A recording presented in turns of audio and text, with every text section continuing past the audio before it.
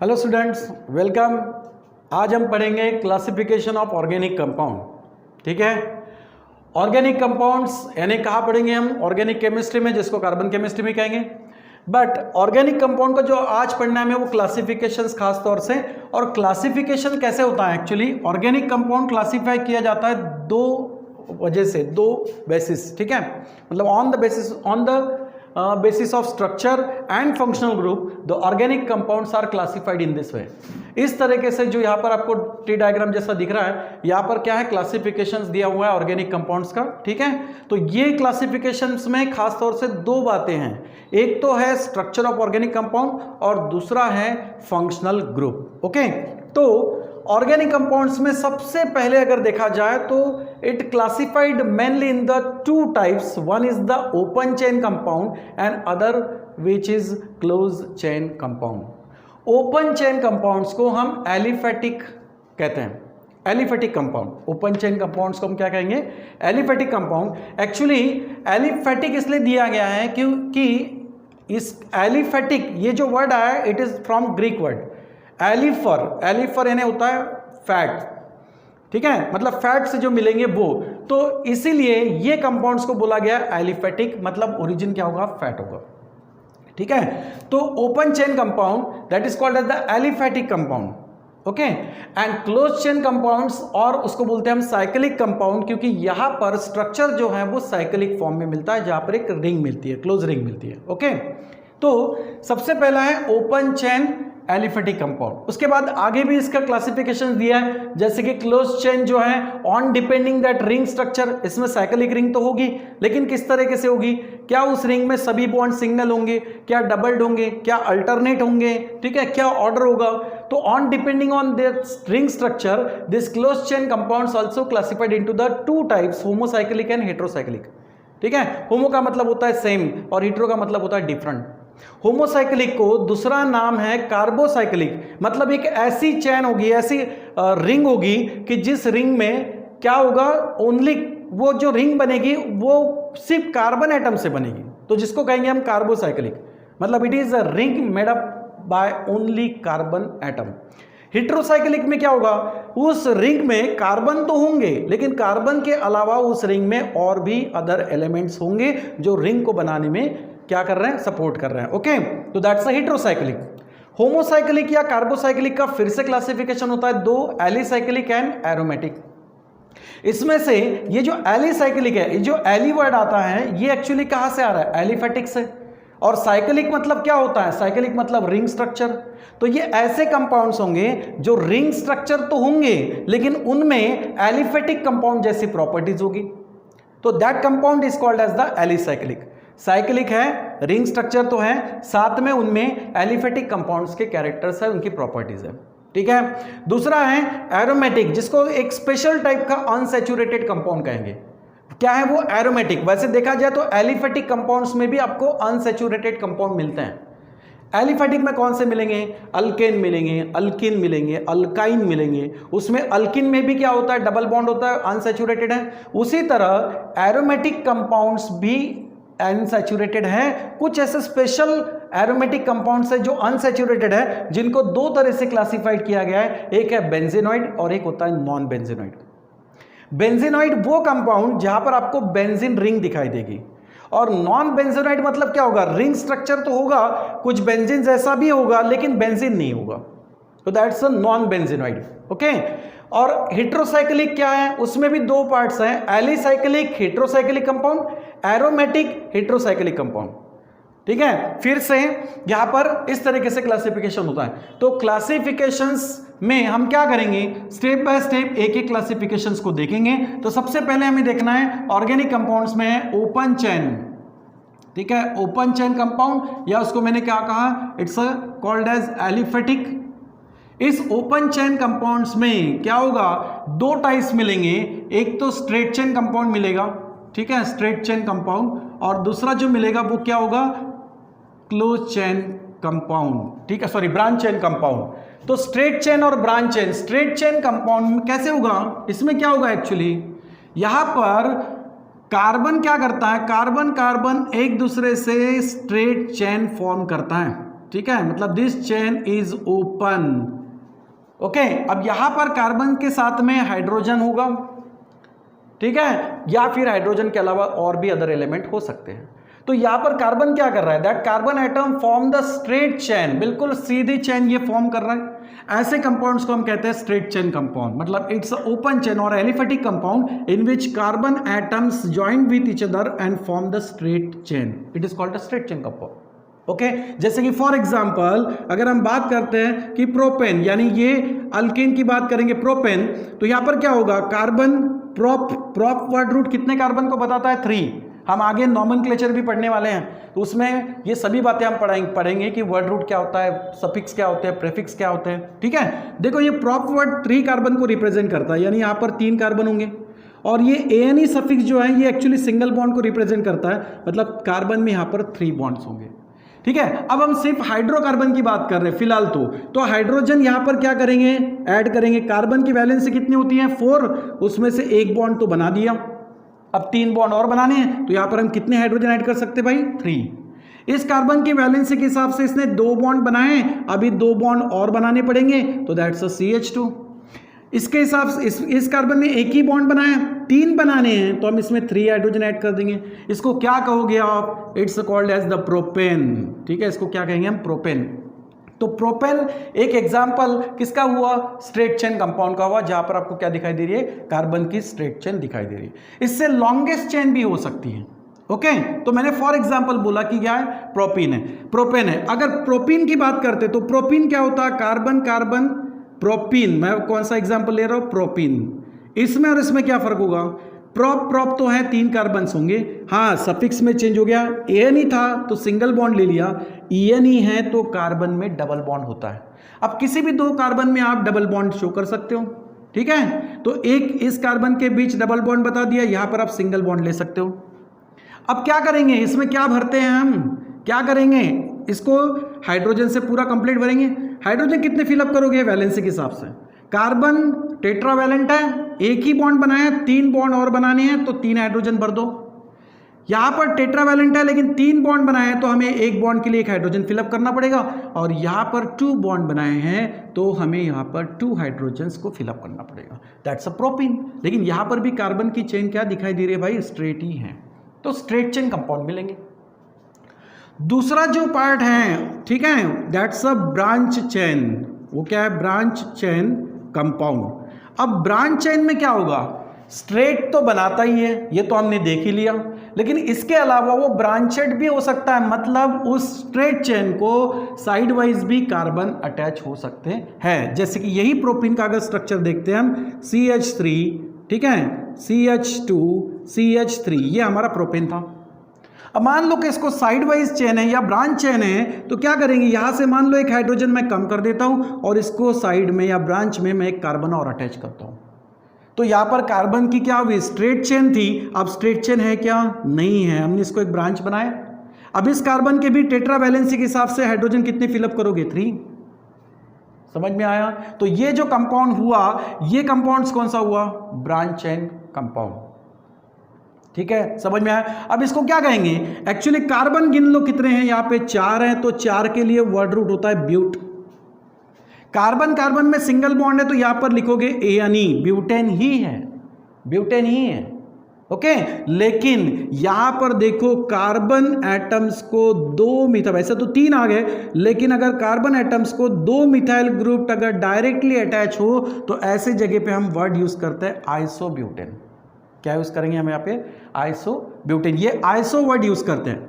Butane यानी carbon 4 है, इसलिए मैंने बोला अगर 4 से ज्यादा होते तो इसमें फर्क आता, लेकिन अगर एक कार्बन को 2 मिथाइल ग्रुप अटैच है डायरेक्टली तो उसको हम क्या कहेंगे, आइसोब्यूटेन। जैसे कि मान लो कि अगर मैं इस तरीके से कार्बन 4 ले रहा हूं और इसमें एक कार्बन जो है इसको अगर साइड वाइजली मैं 2 मिथाइल ग्रुप अटैच कर रहा हूं, ओके।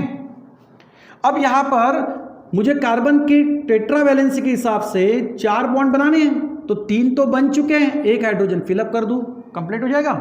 ये जो है इसने 1 ही बॉन्ड बनाया है, तो यहां पर मैं 2 बॉन्ड बनाए, 1 इधर और 1 इधर, तो 2 हाइड्रोजन को फिलअप करना पड़ेगा। और एक कार्बन लास्ट जो है टर्मिनल कार्बन, इसमें सिर्फ 1 ही बॉन्ड बनाया है, तो यहां पर 3 हाइड्रोजन फिलअप कर देंगे। अब कार्बन गिन लो कितने हैं पूरे टोटल, यहां पर 5 कार्बन है, 5 कार्बन के लिए word root pent, carbon carbon single bond बना रहा है ANE पेंटेन, ठीक है, लेकिन यहां पर कार्बन 2 मिथाइल ग्रुप को डायरेक्ट अटैच है तो इसको क्या कहेंगे हम, आइसोपेंटेन। ओके, समझ में आया? तो ये क्या हो गया भाई, ब्रांच चेन हो गया, ठीक है। अब ब्रांच चेन और स्ट्रेट चेन ऐसे दो टाइप्स किसके होते हैं, ओपन चेन कंपाउंड्स के या फिर एलिफेटिक कंपाउंड के, ठीक है, समझ में आया? तो स्ट्रेट चेन हो गया, ब्रांच चेन हो गया। स्ट्रेट चेन में ये यहां पर सिर्फ हमने क्या लिए, कार्बन और हाइड्रोजन ही लिए, जिसको हम हाइड्रोकार्बन कहेंगे। ये जो एग्जांपल है, these are the examples of hydrocarbon, जिसमें सिर्फ कार्बन और हाइड्रोजन ही आपको दिखाई दे रहा है। लेकिन इसके अलावा भी कुछ कंपाउंड्स ऐसे हैं जो कि एलिफेटिक हैं, बट मैंने सबसे पहले कहा था कि ऑर्गेनिक कंपाउंड का वैसे क्लासिफिकेशन देखा जाए तो दो बेसिस पर किया गया है, एक तो स्ट्रक्चर और दूसरा फंक्शनल ग्रुप। ये स्ट्रक्चरली हैं, एक ओपन चेन कंपाउंड है, एक ब्रांच चेन कंपाउंड है। ये कैसे है भाई, स्ट्रक्चरली है, कार्बन ने कैसा स्ट्रक्चर बनाया उस पर है डिपेंड।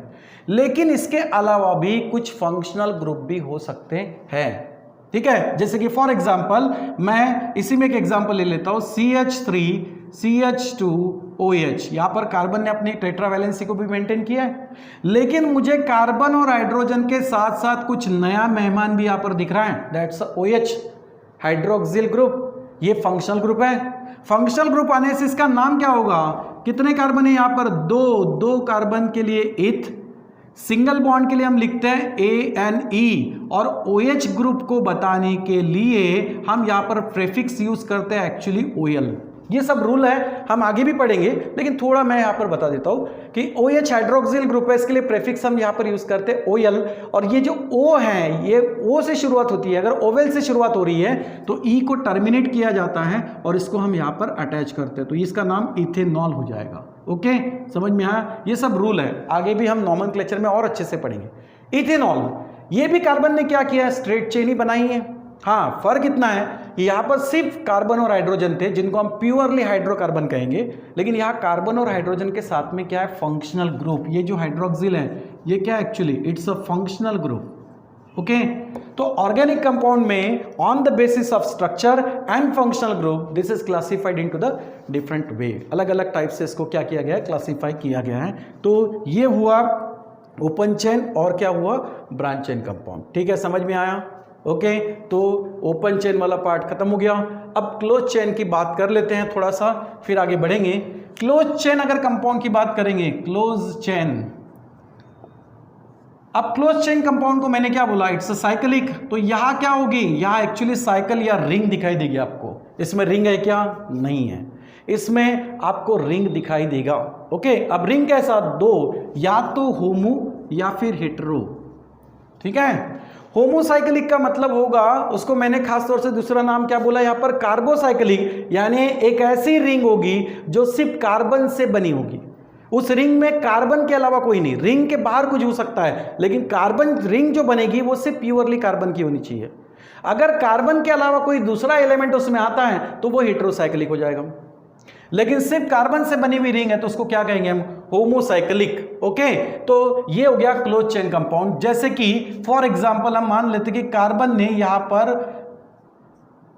रिंग बनाई है, ठीक है, इस तरीके से कि 4 कार्बन से एक दूसरे से अटैच हो गए, इट्स अ क्लोज रिंग, ठीक है। अब यहां पर क्या करना है आपको, कार्बोसाइक्लिक बोला है। अगर हाइड्रोकार्बन्स की बात करते हैं तो उसमें कार्बन और हाइड्रोजन ही होंगे।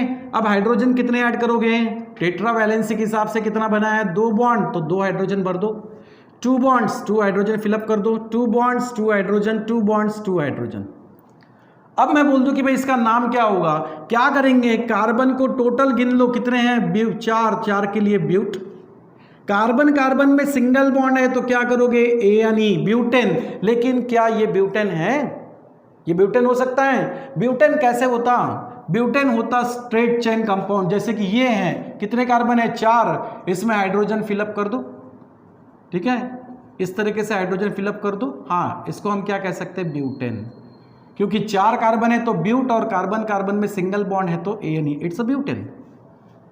लेकिन क्या ये ब्यूटेन जैसा दिखाई दे रहा है ब्यूटेन? देखते हैं, कार्बन गिन लो कितने भाई, 4, तो 4 कार्बन तो है, लेकिन हाइड्रोजन टोटल गिन लो कितने हैं, 3, 2 5 2 7 एंड 3 10। तो इसका अगर मॉलिक्यूलर फार्मूला देखा जाए तो क्या होगा, C4H10 होगा। मॉलिक्यूलर फार्मूला क्या होगा, C4H10। इसका फार्मूला बनाओ, क्या होगा इसका मॉलिक्यूलर फार्मूला, कितना आएगा, 4 कार्बन है तो C4, हाइड्रोजन कितने हैं 2 4 6 8, मॉलिक्यूलर फार्मूला क्या बन जाएगा, C4H8। क्या ये ब्यूटेन का फार्मूला है, नहीं है। ब्यूटेन यानी क्या है, अल्केन। अल्केन का जनरल फार्मूला क्या होता है, CnH2n+2। देखो कार्बन कितने हैं, अगर ब्यूटेन होता तो क्या होता, कार्बन कितने होंगे ब्यूटेन में, 4 तो C4। अगर n की वैल्यू 4 भी, स्पेशली मैं ब्यूटेन के लिए बना रहा हूं तो ब्यूटेन के लिए n की वैल्यू कितनी होगी, 4 रख दो यहाँ पे, C4 या 4 रखो, कितना होगा 4 2 8 और +2 कितना होना चाहिए 10। अगर ऐसा है तो डेफिनेटली ब्यूटेन, ये ब्यूटेन है, लेकिन इसमें है नहीं है, यहाँ पर C4H8 है। ओके, तो इसका नाम ब्यूटेन तो नहीं हो सकता, फिर होगा क्या, ये होगा, इसमें कार्बन ने क्या बनाई है, साइक्लिक स्ट्रक्चर, रिंग स्ट्रक्चर बनाया है, उसके लिए हम यूज करते हैं प्रीफिक्स, क्या यूज करते हैं, साइक्लो, तो उसको कहेंगे हम साइक्लोब्यूटेन। ये कौन से कंपाउंड्स की बात कर रहा हूं मैं, क्लोज चेन या साइक्लिक की बात कर रहा हूं जिसमें रिंग स्ट्रक्चर होगा, तो वर्ड क्या लगाना होता है भाई हमें, साइक्लोब्यूटेन। ओके, समझ में आया, जिसमें कार्बन की क्या होगी, सिर्फ कार्बन की ही रिंग स्ट्रक्चर होगी, कोई दूसरा एलिमेंट उसमें नहीं होगा। ओके, चलो 2 मिनट के लिए अभी इसी का होमोसाइक्लिक और हेटेरोसाइक्लिक का बता देता हूं। मान लो कि 6 कार्बन से यहां पर मैंने इसकी क्लोज रिंग बनाई है। ओके, देखो यहां पर होमोसाइक्लिक में 2 पार्ट है, एलिसाइक्लिक और एरोमेटिक। मैं इसकी बात कर रहा हूं, एलिसाइक्लिक की बात कर रहा हूं होमोसाइक्लिक में से, ठीक है, एरोमेटिक नहीं। देखो यहां पर कार्बन ने क्या किया है, 6 कार्बन ने यहां पर रिंग बना दी। अब अगर मैं यहां पर इसकी टेट्रावैलेंसी से हाइड्रोजन फिलअप करूं तो कितना होगा, यहां पर 2 बॉन्ड्स हैं, 2 हाइड्रोजन फिलअप करोगे, यहां पर भी 2, यहां पर भी 2, यहां पर भी 2 और यहां पर भी 2। अगर मैं इसका नाम लिखने के लिए बोलूं तो क्या करोगे, यहां पर साइक्लो क्यों यूज किया, क्योंकि साइक्लिक स्ट्रक्चर है। पहले कार्बन गिन लो कितने होंगे, 2 4 और 5, सॉरी 6 बनाता है, या फिर 5 भी ले सकते हो, ऐसा कुछ नहीं है, अगर आप 5 भी लेते तो चलेगा। कितने हुए हैं, 1 2 3 4 एंड 5, तो इसको क्या कहेंगे, 5 कार्बन के लिए क्या कहोगे, पेंट, सिंगल बॉन्ड के लिए ANE, लेकिन साइक्लिक है तो इसको क्या कहोगे, cyclopentane. It's one of the other again examples of close chain compounds, that's a cyclic compound. तो साइक्लोब्यूटेन, साइक्लोपेंटेन, इस तरह से, ठीक है।